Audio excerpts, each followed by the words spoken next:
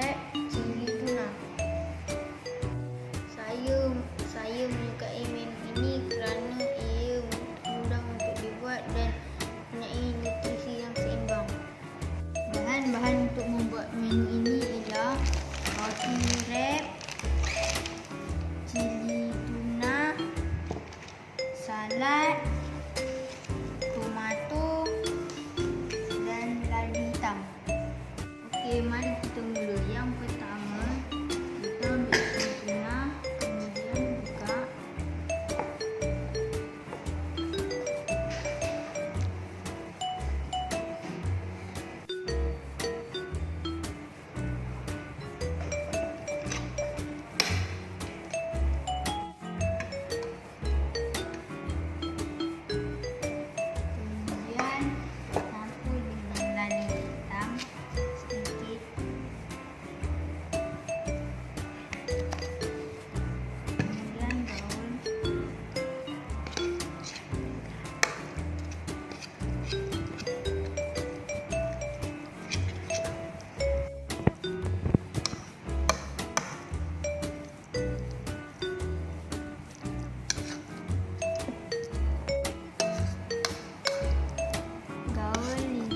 Dan sebati.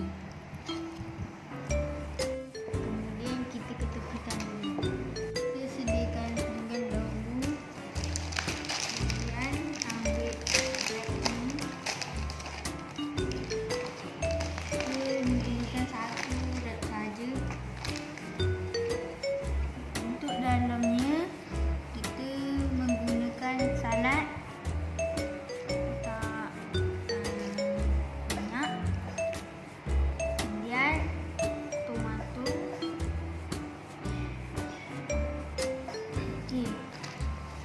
Lepas tu kita masukkan cili tuna kita tadi yang telah digaul.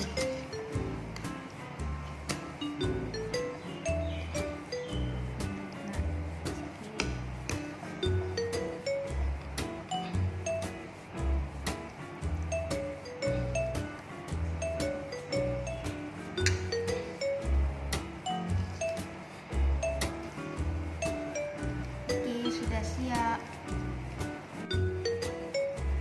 Hidangan kita sudah siap.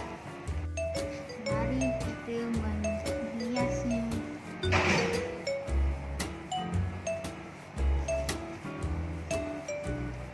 Okey, sudah siap untuk